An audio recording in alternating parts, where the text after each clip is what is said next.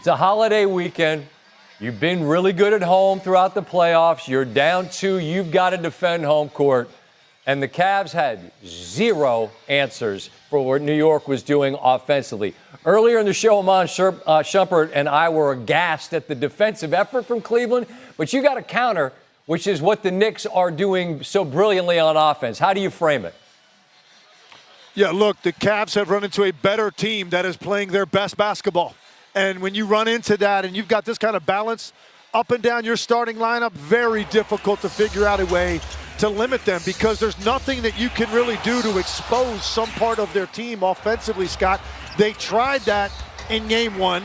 They weren't going to send help on Brunson. You saw how that worked out at the end of the game. Game 2, they're going to give him all kinds of traffic, and Josh Hart goes off. And then in this game, it was a little bit of both. So I just think the balance across the board of the ways they can beat you in the paint from the 3 and with their defense now, which has turned into an elite defense, it's just too much for the Cavs. Their one hope was they shoot a lot of threes. If you can shoot a high percentage and enough guys can contribute in that area, it keeps you in the game. Last couple games, they have not been able to do that. Yeah, like, hope's not a plan, all right? I mean, Cleveland had to hope they'd shoot better when they went home. They just didn't. And on a night where the Knicks shoot 56% legs, they were going to have to shoot it like about 40, as you say, and they don't. And history says Cleveland's done. If you're New York and you recognize that maybe it's going to go for a while in the West, as exciting as it is to get to the finals, how much urgency is there? Let's get this thing done Monday and get as much rest as we can. I think right now you're going to see them with their foot on the accelerator in Game 4, without question. There's not going to be a let-up by this team. And the reason is this, Scott.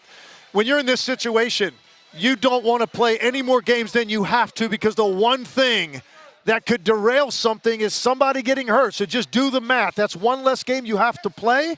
Then get on to the finals. So they're going to come out with the right sense of urgency on Monday. There's no question about that. And for the Cavs, look, the start of this game, I will say this. This was the loudest environment that I've been in the postseason prior to tip. This crowd was ready. The problem is the Knicks took it to them physically, early, getting into the paint, beating them up in that way. Got some easy baskets to start their night. And it was difficult from that point on for the crowd to find the energy that the Cavs are going to need because they weren't giving them enough results on the court. So I think the energy will be okay in the beginning. But the Knicks have proven they know how to squash that pretty quickly and demoralize you. Styles make fights, right? Matchups in basketball determine who wins series. If New York is to win, and they'll play either the Spurs or the Thunder, probably be a dog in either series. But in hearing you talk about the Knicks, it sounds to me like you believe that this is not just an Eastern Conference championship quality team. It's potentially an NBA championship team. You believe that, it sounds to me.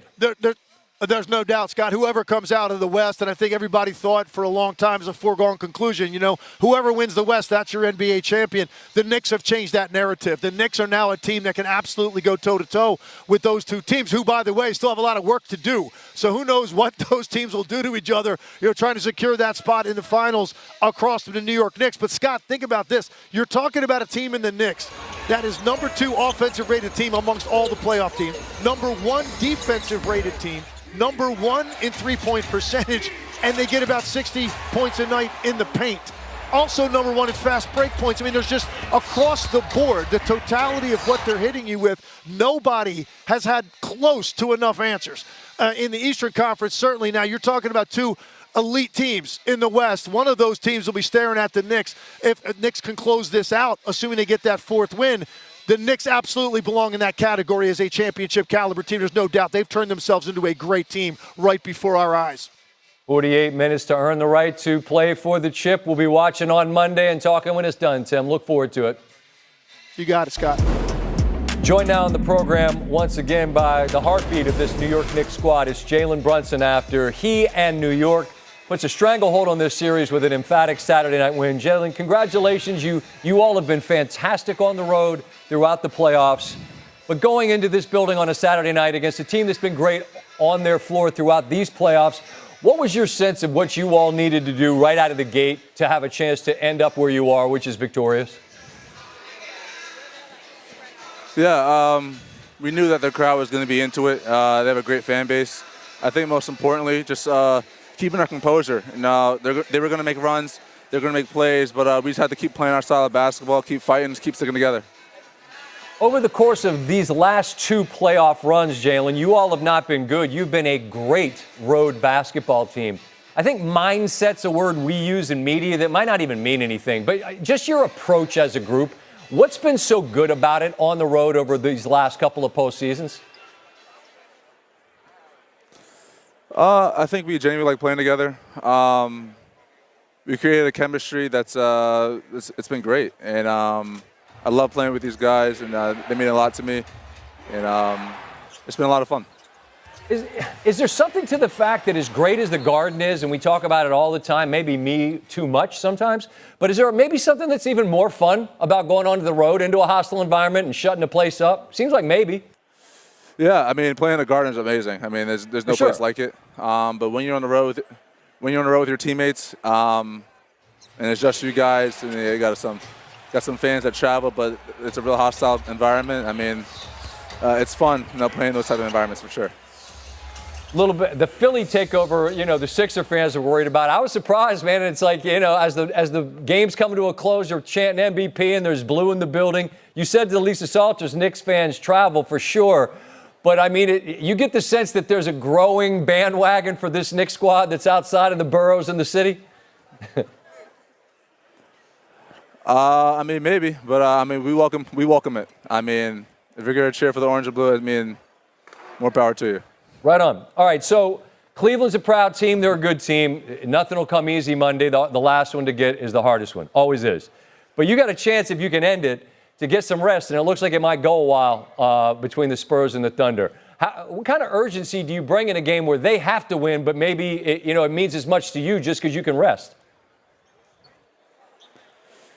Yeah, I think our mindset is most important. We're not thinking about resting. We're thinking about what can we do to be better? What can we do to finish the possession, finish the quarter, finish the half, finish the game? That has to be our mindset. We can't look ahead at all, especially against these guys. Regardless of what it is now, it's 0-0, and we got to go out there and win. I get that. Last quick one.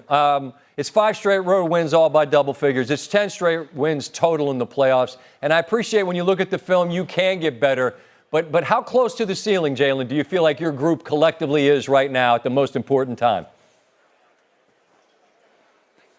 I have no idea, and I think that's a good thing. I really have no idea. Most importantly, I don't think we are even looking for that. Now we're just trying to find ways to make sure that we're staying locked in, we're staying poised, composed, and sticking together.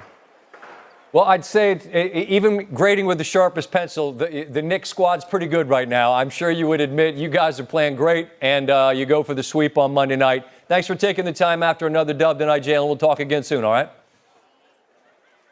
Always, man. Appreciate you. Thank you.